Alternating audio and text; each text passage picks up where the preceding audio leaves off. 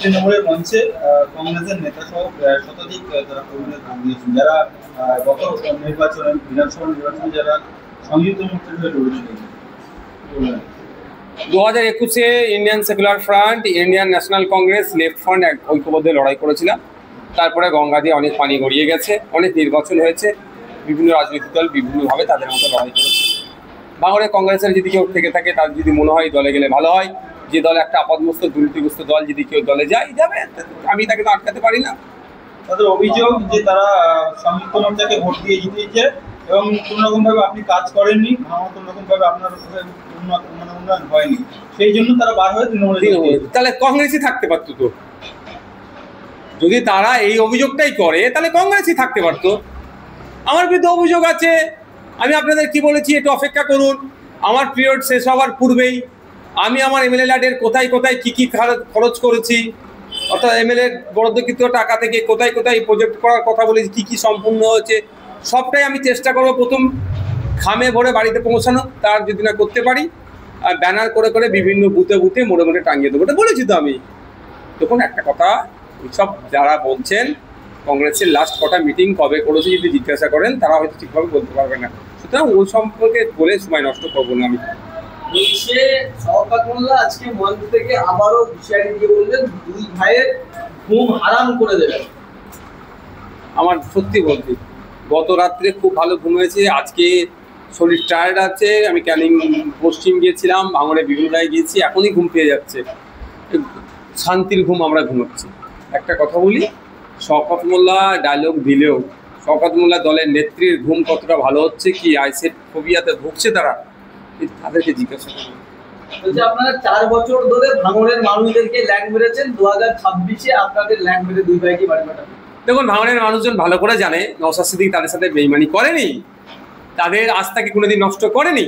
যদি আমি ল্যাং মারা কাকে বলে, যে ভাঙড়ের মানুষের ভোট নিলাম, দল চেঞ্জ করে দিলাম, সে কাজ আমি করেছি। আমার উপরে অত্যাচার, আমার উপরে 19টা মামলা, একাধিক ধারাই মামলা, একাধিক বার জেল খাটিয়েছে, তারপরেও ভাঙড়ের মানুষের আমি আস্থাকে নষ্ট করিনি তো।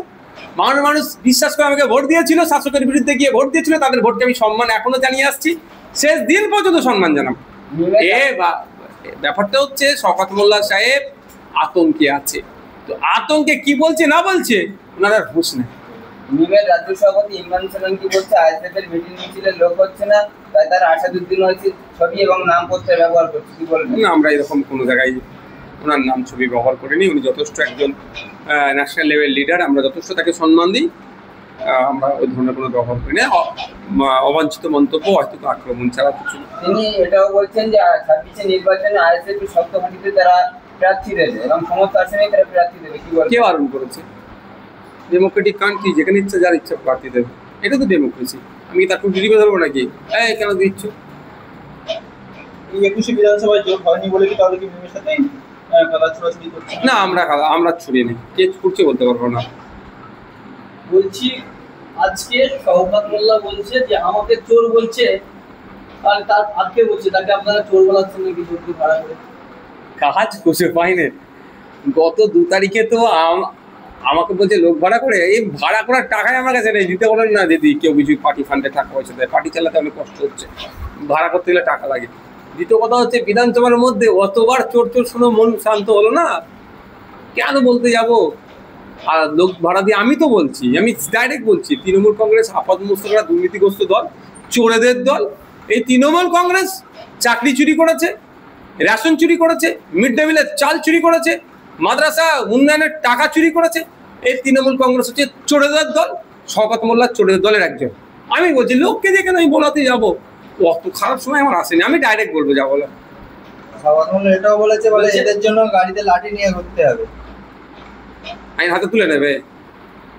আইন বিচার ব্যবস্থা কি মান্যতা দেয় না? ভাবছে এখন সামনে পিছনে সিকিউরিটি আছে, দিদি দাদার হাত আছে, ভাবছে ধরাকে সরা মনে করছে নাকি? সব যোগ্য জবাব মানুষ গণতান্ত্রিক প্রক্রিয়ায় দেবে। হচ্ছে আজকে 50,000 মিছিলের লোক দেখে ওদের হচ্ছে এবারে দিদিকে বলবো, এবারে হচ্ছে এটা তালাশি করতে, ওরা তো চোখে দেখতে হয় না, কানে শুনতে পাচ্ছে আওয়াজ। আমি তো পাঁচিল সিঁড়ির কথা বলেছিলাম, যারা পাঁচিল টপকাতে কৃতকার্য হবে তাদেরকে দেওয়া হোক, কারণ তৃণমূল কংগ্রেসের নেতারা তো সিডি সিবিআই কে দেখলি পাঁচিল টপকায়, বেচারি জীবন কৃষ্ণ সহ পাঁচিল লোক করতে পারেনি, ওই জন্য পাঁচিল শ্রীর প্রকল্পের কথা বলেছিলাম। 50,000 লোক কতটা জায়গায় ধরে, কতটা হয়, একটা লোক দাঁড়াতে গেলে কত স্কোয়ার ফিট জায়গা নেয়, একটা লোক বসলে কত স্কোয়ার ফিট জায়গা নেয়, সরকার সাহেব জানেন কি? যদি না জানে হিসাব আমি জানিয়ে দেবো, তারপরে বলতে বলবো। আপনি নাকি তবে আমি সারাদিন তো বাঙড়ে ঘুরলাম, সেকেন্ড হাফে দেখলাম বাঙড়ে কোথা থেকে 50,000, ওনার কথা অনুযায়ী আমি ধরে নিচ্ছি 5,000 পুরো 50,000 করে, যে কোথা থেকে লোক এসছে না আসছে আমরা ভালো করে জানি। বলছি আবার আজকে অভিযোগ করা হচ্ছে যে আপনি বিজেপির কাছ থেকে কোটি কোটি টাকা নিয়েছেন। আগামীকাল বেলা 11টার সময় কলকাতা ভ্যাংশাল কোর্টে আপনারা উপস্থিত হবেন, অনুরোধ করব। শওকত মোল্লা সাহেব আর শওকত মোল্লা সাহেবের এক শুভাকাঙ্ক্ষী যিনি আছেন তার বিরুদ্ধে মানহানি মামলা আমার নামে অভিযোগ করেছে না, আগামীকাল 11টার সময় আপনারা কলকাতা ভ্যাংশাল কোর্টে আসবেন। তিনি আরো বলেছেন যে আব্বাস সিটি কর্পোরেশন আপনার বড় ভাই, তিনি যেখানেই দাঁড়াবেন মমতা বন্দ্যোপাধ্যায়কে তিনি বলছেন যে আমাকে সেখানে দাঁড়ানো হোক, জামানত জব্দ করার বিষয় দিয়েছেন। মমতা ব্যানার্জির সাথে আগে কনফার্মেশনটা নিয়ে নিন, লিখিত নিতে বলুন, তারপর কোথাও দাঁড় কথায় দেখিয়ে দেবো।